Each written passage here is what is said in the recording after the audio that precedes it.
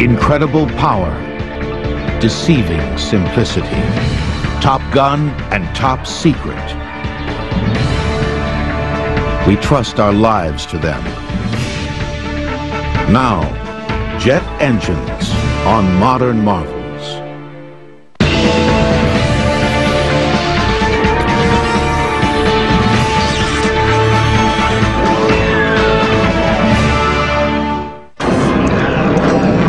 The SR-71 Blackbird, in the opinion of many, the greatest airplane ever made. Its two huge jet engines have the power of 45 diesel locomotives. It can fly from Los Angeles to New York in under an hour, at speeds faster than a bullet. The Blackbird, designed in the early 60s, is the crowning glory of one of the greatest eras of technological change in the history of mankind. The jet age. The term was synonymous with scientific and social progress in the 50s and early 60s. The jet age conjured up not just a technological revolution, but a radical change in the way human beings thought, acted, and lived. And the jet age was powered by this. The blast of hot gases out of the end of a metal tube. One of the simplest ideas for an engine in history. Any child who's ever blown up a balloon, then released it to zoom through the air as it deflates, has seen how jet power works. The most common form of jet engine today is the turbojet. It uses spinning compressor wheels at the front end of the engine to compress the incoming air. The air is then mixed with fuel and ignited. The blast of exhaust gases out the back propels the engine forward, as well as rotating turbine wheels at the back, which turn the front compressor wheels on the same shaft. Today's jet engine was a logical progression from a device called a turbo supercharger that was first used in the waning years of World War I to get more power out of military airplanes powered by piston engines. Here was a case where technologists were trying to allow the piston engine to breathe, if you will, more efficiently at high altitude.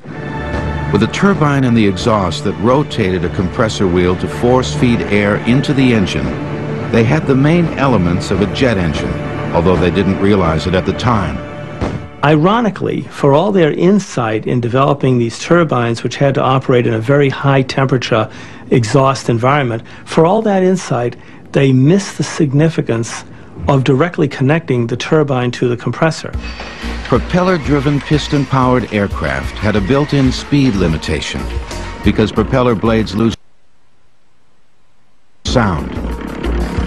In the early 1930s, a few far-sighted aircraft engineers in Britain, Germany, France, and Italy began toying with the idea of eliminating the piston engine and the propeller altogether. It might be possible, they thought, to power a plane with a device not all that different from a turbo supercharger, but bigger and more powerful. Critics, however, warned it was folly to try to use a pure jet engine to power an airplane. The scoffers said such a jet engine would have to be so big and heavy the plane could never get off the ground. Some claimed the jet engine would have to be lined with bricks to protect the fuselage and the pilot from the intense heat. But a few young scientists persisted.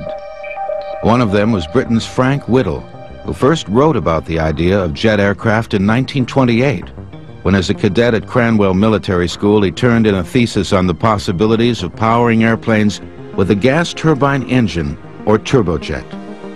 After graduation from Cambridge University, Whittle began putting together a demonstration turbojet. His first model ran so erratically it almost exploded, and it would be 3.5 years before he had a working model, but it was too weak to power an airplane.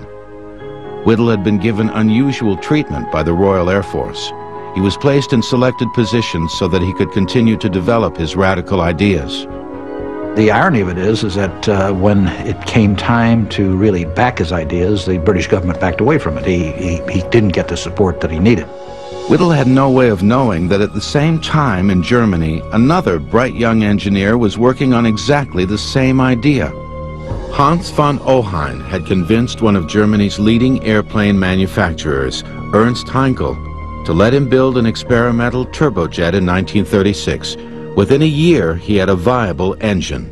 And in August of 1939, the Heinkel HE-178 rolled down the runway and lifted into the sky. The world was about to change. The first jet engine was in the air. Germany was not about to announce to the world that it had just created the first turbojet airplane. The German Air Ministry recognized that they had a potential wonder weapon, and they also realized they would be at war very soon.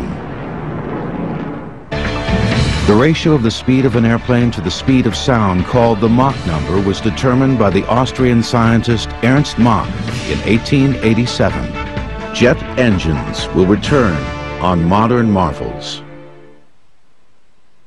We now return to jet engines on Modern Marvels. In September of 1939, less than a month after the test flight of the world's first jet fighter, Germany invaded Poland. The war was on.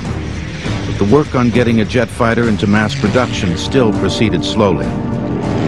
In 1939 and 40, there was no great impetus in Germany to develop the jet engine. The Luftwaffe felt invincible, and their propeller-driven aircraft were doing just fine. In early 1940, they destroy the Low Countries and the Scandinavian countries, and then they're threatening Great Britain. And what happens? In the late summer and the fall of 1940, Germany loses the Battle of Britain. Now, that is the moment when you start seeing a stimulus. Now they suddenly realize we need something else. Although Ernst Heinkel had flown the first jet-powered test plane, he was now in a race with his arch-rival, Willy Messerschmitt, to develop the first mass-production jet fighter for the Luftwaffe. In April of 1941, Heinkel was the first into the air with his fighter prototype, the innovative HE-280. But a year later, his competitor Messerschmitt had an even better jet fighter, the Me-262. The 262 was a superior airplane, had higher speed, higher range, better armament package, so it was selected for production. It was designed basically to destroy American bombers. It could do that very well because it had a tremendous speed advantage over them. It had a tremendously powerful cannon armament to do that. 17 Me-262s were ordered for tests and evaluation. When Nazi air ace Adolf Galland came to Messerschmitt's test center to fly one, he was amazed at its effortless power and speed, which far surpassed the performance of the Luftwaffe's piston engine planes. Accompanied by only a whistling sound, my jet shot through the air. This is not a step forward, this is a leap. It will guarantee us an unbelievable advantage, so long as the enemy sticks to piston propulsion. Meanwhile, in England, Rolls-Royce had taken over development of Frank Whittle's turbojet, and together with the Gloucester Aircraft Company, they created the Gloucester Meteor twin-engine fighter, which had its first test flight in March of 1943. But the Germans were the first to send squadrons of jet fighters into battle. 225 Me-262s were delivered to the Luftwaffe in 1944. Allied pilots would soon be shocked to see this completely new bird of prey swooping down on them at speeds that seemed impossibly fast. I think from an Allied pilot standpoint, what they were astonished at was encountering a fighter that could put its nose up and seemingly defy gravity and simply climb vertically away from them. That came as a real shock. U.S. fighter pilot Bob Hoover, shot down over the Mediterranean in 1944, saw his first jet from a German prison camp.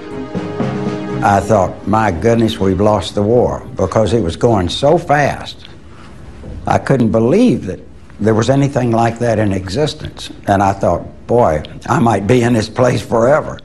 In one of the largest aerial armadas in history in March of 1945, the Allies sent 1,200 Flying Fortress bombers to attack Berlin, escorted by more than 600 piston engine fighters. The Germans scrambled 37 Me-262 jet fighters to intercept them, and the lightning-fast jets, although outnumbered nearly 50 to 1, managed to down 8 Allied bombers and 1 fighter. But the Me-262 came too late to make a difference in the war's outcome. From 1944 onwards, as the war worsened for the Nazis, German jet design began to show signs of desperation. Some of these fighter concepts were utterly bizarre, and so you started seeing weird little fighters like the Heinkel 162, the so-called Volksjäger, built out of plywood with a jet engine on the back of the airplane behind the pilot, or the Messerschmitt 163 Comet, which was a rocket-propelled fighter that used two hypergolic fuels. In other words, when the fuels were mixed, they would spontaneously combust. That was actually far more dangerous to its pilots than it ever was to the Allies. You had piloted surface-to-air missiles, the Barkham Natter. You had piloted air-to-surface guided bombs. Many of these would have required years. Some of their projects would have required decades to develop. The price of these ineffective projects was fewer effective planes like the Me-262 and the Arado 234, the world's first jet bomber. Meanwhile, the British, led by Frank Whittle, had their first jet fighter ready to go in late 1944. Called the Gloucester Meteor, it helped intercept German V-1 buzz bombs, which were powered by a pulse jet engine that took intermittent gulps of air, producing the strange sound that gave the buzz bomb its name. The British Gloucester Meteor and the German Me-262 never met in battle. The war was over before either of them could have any impact on the outcome. The U.S., lagging far behind, would not have an operational jet fighter until after the war was over. And during the war, U.S. military authorities initially had no idea how far behind they were. Aircraft engine manufacturers in the United States had shown little interest in developing jet engines. They were making millions selling piston engines to the military. They also had very little incentive to take great, bold leaps, if you will, because of the funding that was provided by the military. The military didn't provide funding for experimental research. If they wanted to do research, they more or less had to get that money from amortizing the profits on production programs. General Hap Arnold of the U.S. Army Air Corps arranged for the importation of Frank Whittle's jet engine technology from Britain to the United States. The General Electric Company in Lynn, Massachusetts, under conditions of great secrecy rivaling the Manhattan Project, began developing an American version of the Whittle jet. The GE engine, based in an American testbed airplane called the P-59 Aerocomet, powered the very first American jet airplane. Secret testing of the P-59 began in 1942 at Muroc Dry Lake, California, now known as Edwards Air Force Base, which was used as a training base for young pilots learning to fly piston engine fighters. To disguise the P-59, a fake wooden propeller was placed on its nose when it was moved across the base. Pilots on the south end of the lake were not really quite certain what was going on, but every now and then some would return to base with stories of an absolutely incredible encounter. They would be flying along and all of a sudden an airplane would fly alongside with no propeller on it whatsoever. They were probably even a little more disturbed when they peered up into the cockpit and saw what appeared to be a gorilla wearing a derby hat and waving a stogie at them. Well, that gorilla wearing the derby and smoking the stogie was Bell's chief test pilot, Jack Willems. Jack decided that it would be a thrill enough to fly a jet alongside them, but he'd go one better. Went down to Hollywood, got a gorilla suit, got the stogie, got the derby, and he was off and running. And apparently, the shrinks here on base managed to convince these guys that they had not seen what in fact they had seen. Because after all, everybody knows an airplane can't fly without a propeller.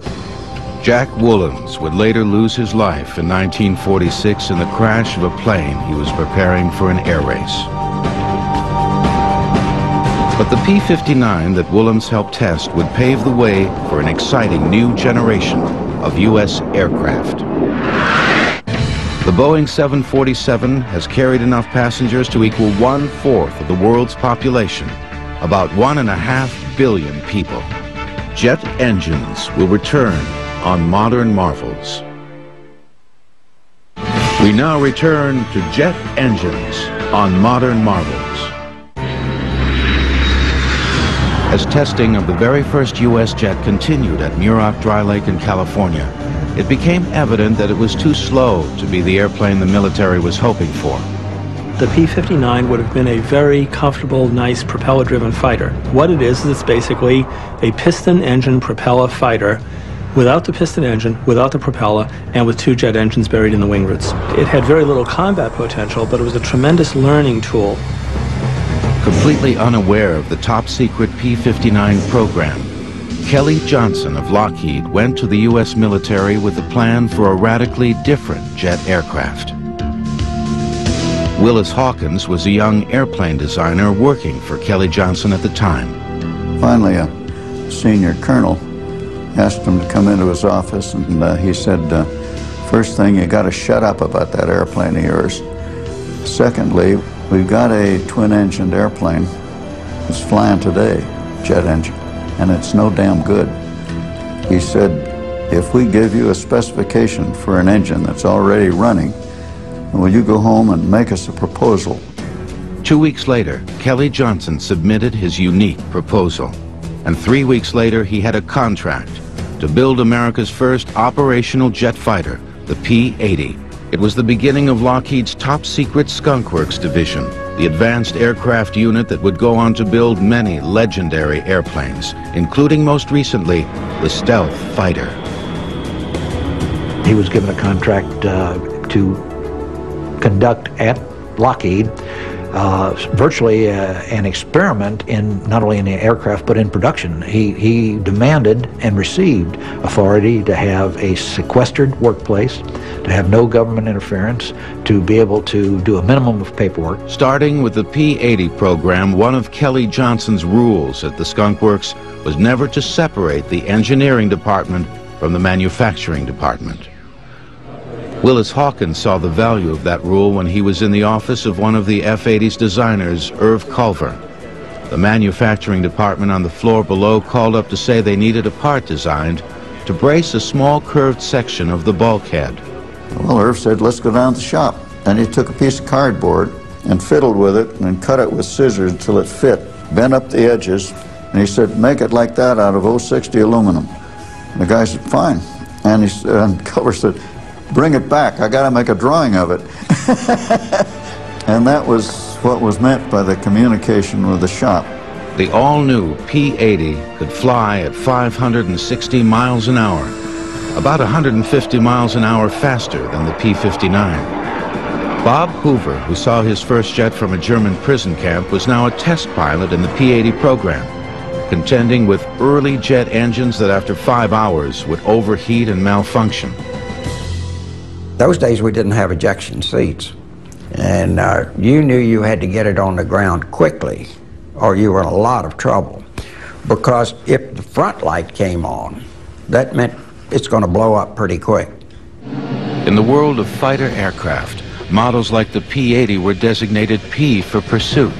That changed in 1948 when the P became an F for fighter, as in F-80. The F-80 Shooting Star became America's first production jet fighter in 1944. It led to the more advanced and powerful F-84 Thunderjet in 1946. It was the first U.S. jet to have an ejection seat, an idea that was copied from the Germans. Bob Hoover was the first to use one in an emergency, or at least try to use one. It happened when the jet engine on his test plane suddenly malfunctioned. It's very abrupt when one of the jet engines freezes. That whole airplane lurches like that. And now it's just pitching over and I'm completely out of control. And so I thought, well, here we go with this seat. And so I reached down and pulled the handle and nothing happened. Then I opened the canopy and was sucked right out. And the reason for the ejection seat is to get you over the tail to avoid killing the pilot by hitting the tail. I went right into the tail and broke both legs right through the knees and landed way up in the Antelope Valley there. Near death from shock and exposure, Hoover was eventually picked up by a farmer who saw his parachute in the sky and searched for the downed pilot for hours. The move into a jet fighter was a very pleasant experience. Marty Knudsen logged more than 1,000 hours as an F-80 pilot in Korea after first flying a piston engine fighter. Suddenly you didn't have to worry about having the right RPM for the power you were pulling and the mixtures. There was none of those controls. You had a go handle. It was either off or fast. But American jet pilots soon faced a formidable opponent in Korea.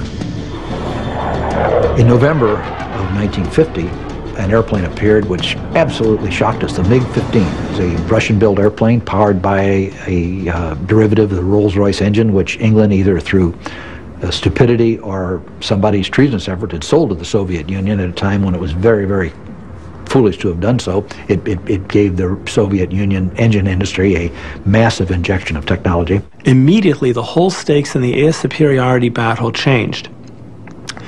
The F-80 was not really suitable to duke it out with the MiG-15. It simply had too many performance problems relative to the higher performance MiG.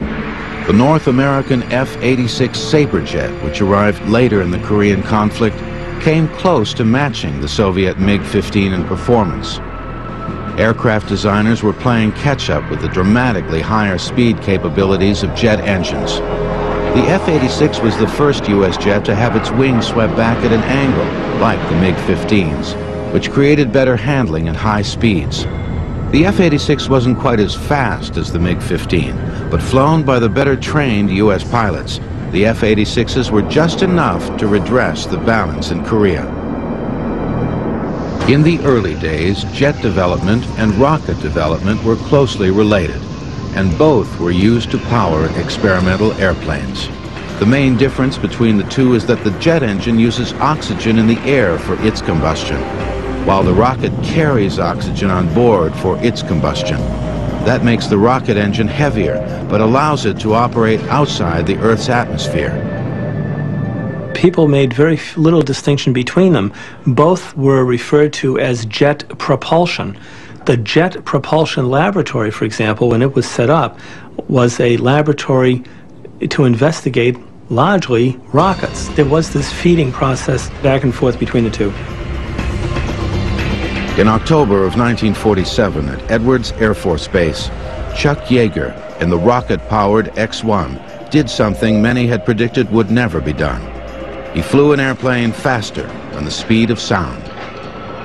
His chase pilot on the historic flight was his good friend, Bob Hoover. Oh, it was considered absolutely impossible. There was a wall of resistance that no one could penetrate. With Yeager at the controls, flying at nearly 700 miles an hour at 23,000 feet, the rocket-propelled Bell X-1 became the world's first supersonic airplane. But jet engines soon proved they were just as capable as rockets of breaking the sound barrier.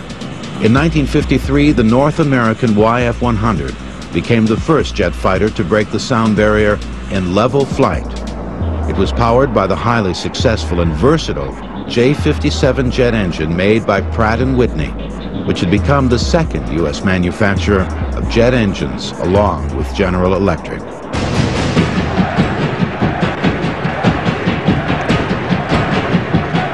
The Cold War of the 1950s brought a mood of fear and suspicion, and the jet engine found a new application in a super-secret spy plane called the U-2. It all started when the CIA came to Kelly Johnson at the Skunk Works with an idea. All the CIA said to Kelly was, we want something that goes a long way and gets very high, and we want pictures of you-know-who. Marty Knudsen was one of the first 6 Air Force pilots recruited by the CIA to fly the mystery aircraft. We were asked if we'd be interested in flying on a very dangerous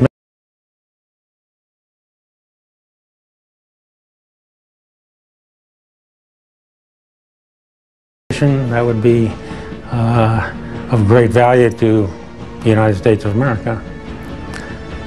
Any red-blooded young man says yes to that, you know. Some of the pilots speculated their secret mission might be to fly the first spacecraft.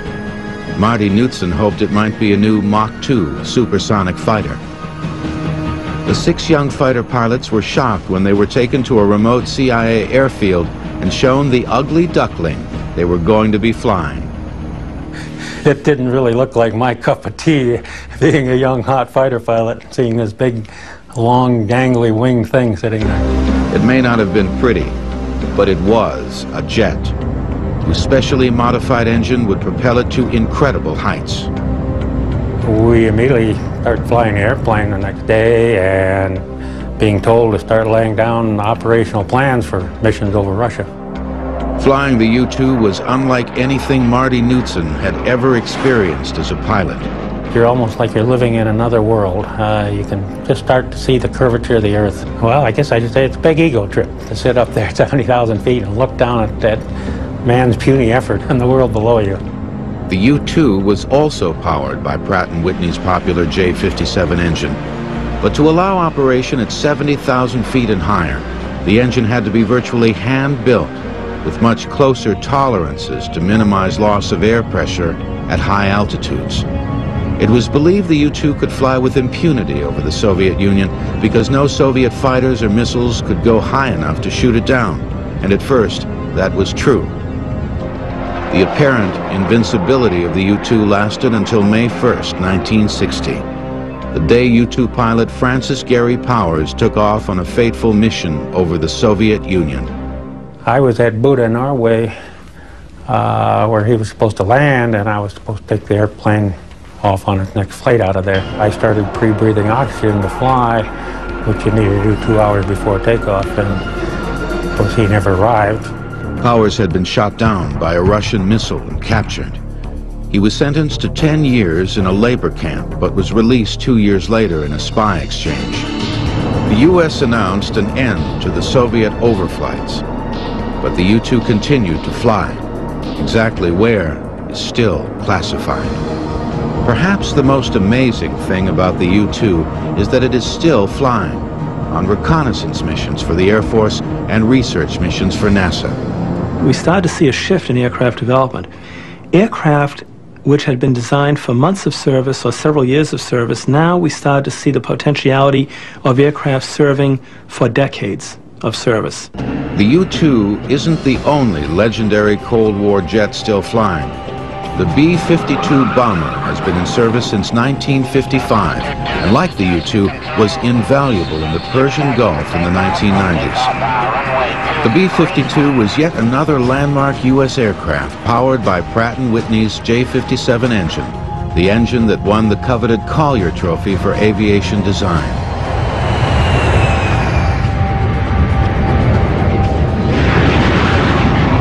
The B-52 had 8 J57 engines hanging in double pods below its huge drooping wings. They enabled the world's largest jet bomber to cruise at more than 600 miles per hour and drop its bombs from 8 miles up beyond the reach of anti-aircraft fire. Walter Boyne flew B-52s as an Air Force pilot in Vietnam. When you have complete air superiority, you could send over a dump truck and drop bombs from it, and essentially that's what the B-52 does. But no one of it would ever anticipated that the airplane would have been flying in 1999 or as it probably will be in 2019. In the Gulf War, the B-52 had 2 roles. In the longest bomber flights ever undertaken, the huge planes would fly non-stop for 35 hours from U.S. air bases to release their cruise missiles and to drop conventional bombs on ground troops as they had done in Vietnam.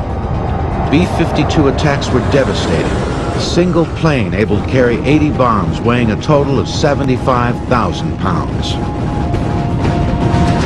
The B-52 will fly well into the 21st century, and possibly even in re-engined variations where we replace the 8 jet engines on the airplane perhaps with 4. As the capabilities of the jet engine change, we realize now that airplanes in many ways are like vessels. We can re-engine them, we can repackage them, we can, if you will, reinvent them.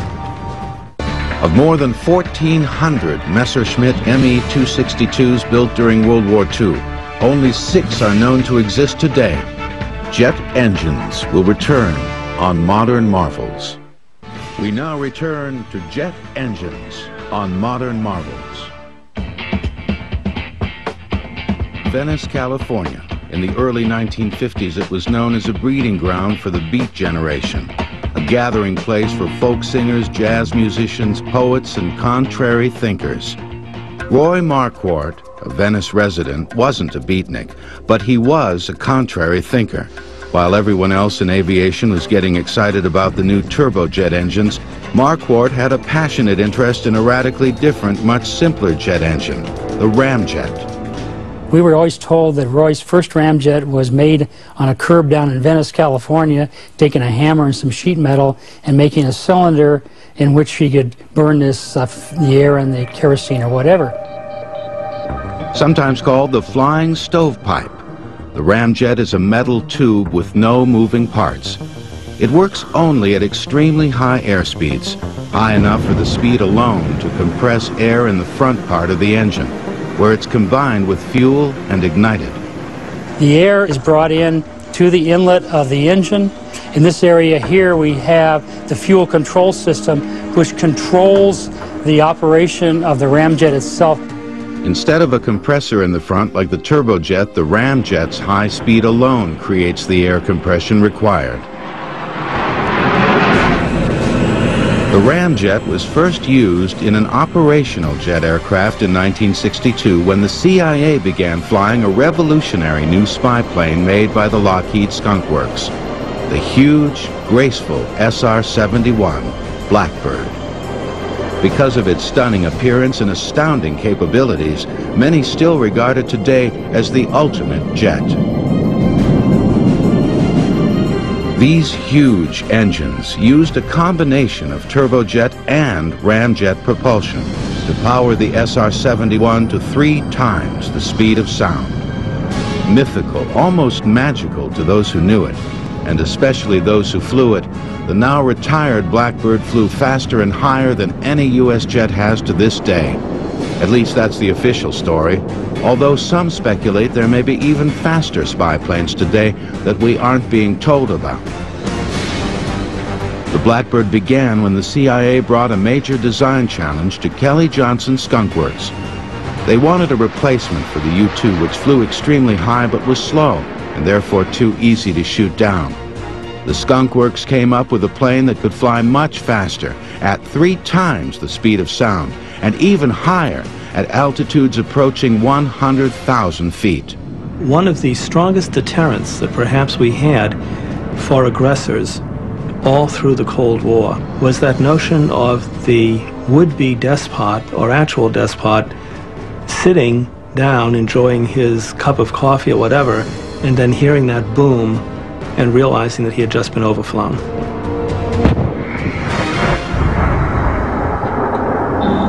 In the early 1950s, it was a commonly held view that while jet propulsion might make sense for military planes, the jet was impractical for use on passenger aircraft.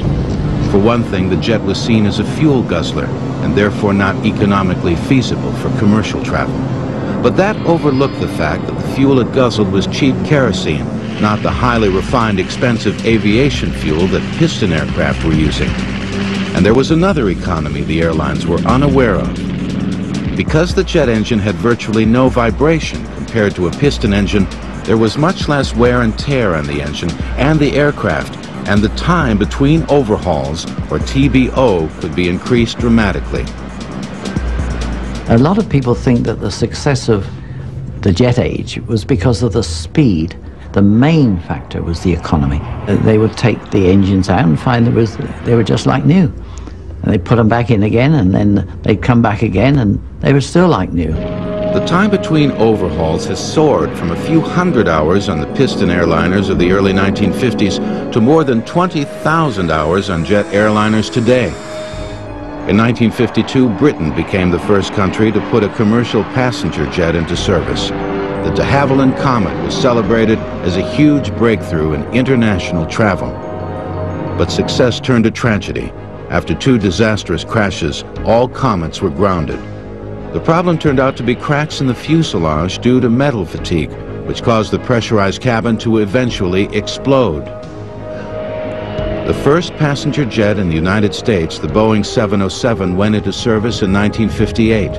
Its design was influenced by Boeing's B-52 bomber, and it used the same engines suspended from the wing in pods as on the B-52. 707 was a huge improvement over any passenger plane that had ever flown.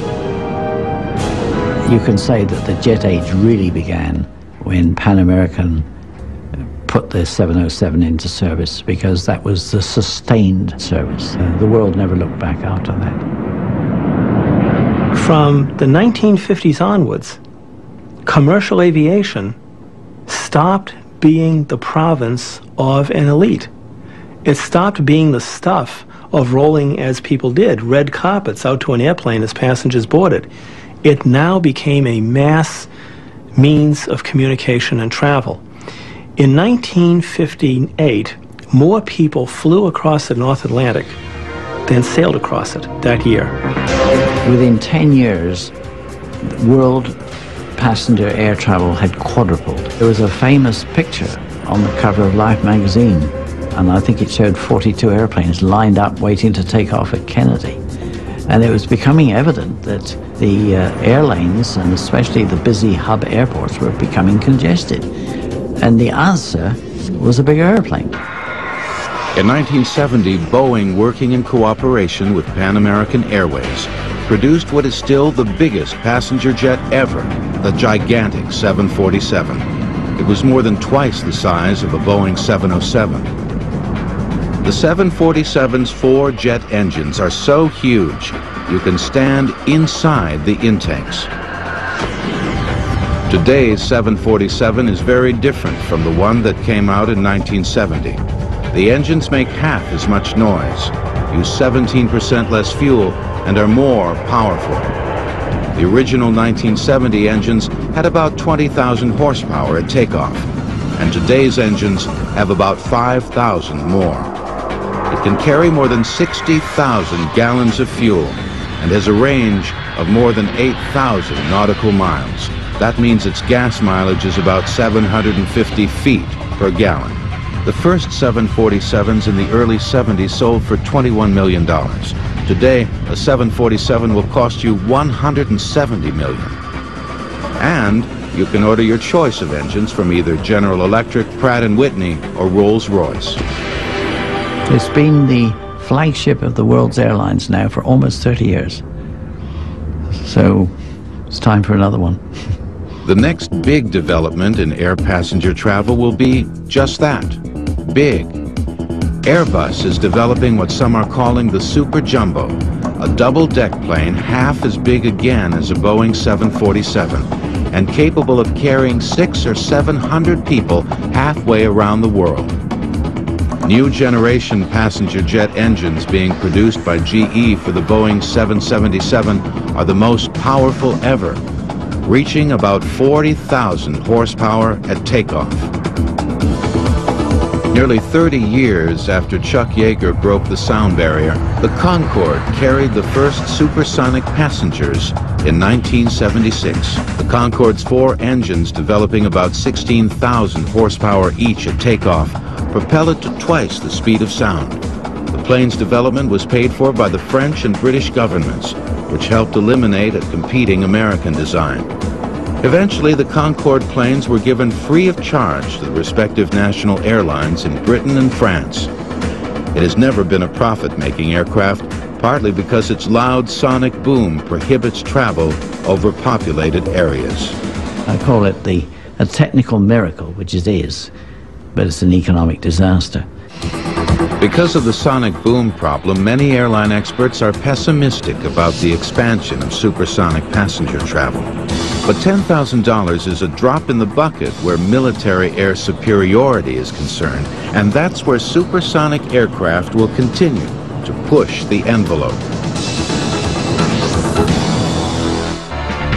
The first jet versus jet combat occurred in November of 1950 between an American F-80 and a Soviet MiG-15 over Korea. Modern marvels will return. In recent years, the jet's more glamorous cousin, the rocket engine, has been getting all the attention. But now the jet engine is hot again. Jets combined with rockets are on the cutting edge of NASA's newest technology to take us into space. NASA believes the revolutionary new scramjet could put payloads into orbit much cheaper than the rocket-powered space shuttle. But a jet engine needs air to work, so rockets which don't need air would take over beyond the Earth's atmosphere. The scramjet is a supersonic version of the simplest type of jet engine there is, the ramjet. The ramjet reaches a certain altitude, it becomes less efficient, and the scramjets, the supersonic combustion ramjets, become more efficient at the higher altitudes and the high Mach numbers. We're talking about Mach numbers between Mach 8 and Mach 20. This is probably the only way in the future that we're going to come up with low-cost access to space. Another new cutting-edge development in jet engines is called thrust vectoring.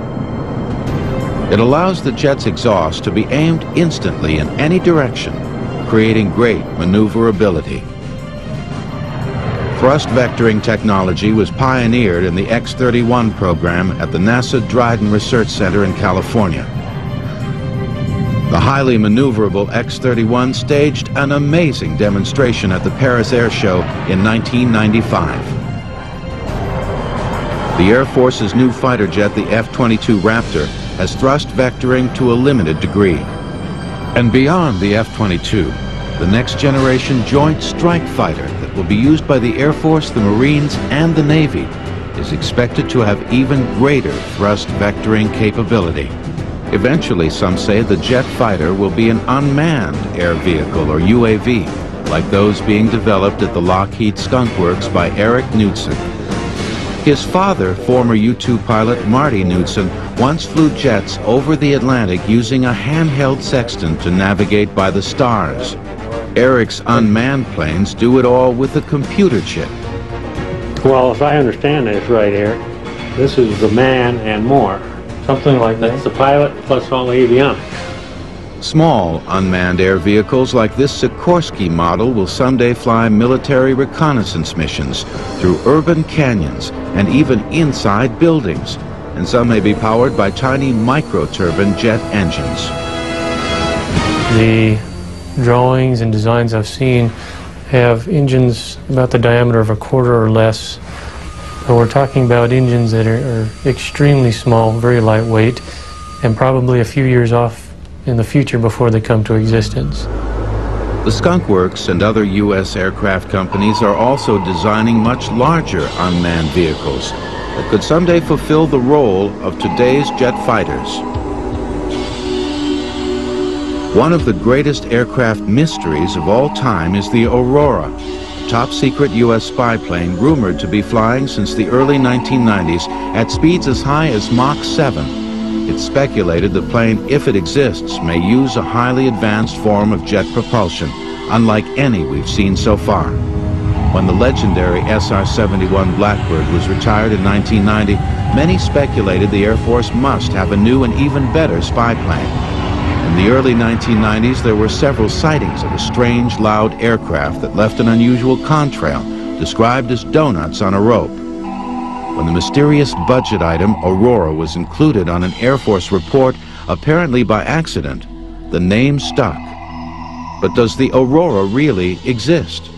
I have to tell you that I don't know, but here's my personal opinion. I think that the Aurora existed, that it was flown, was not satisfactory, and withdrawn.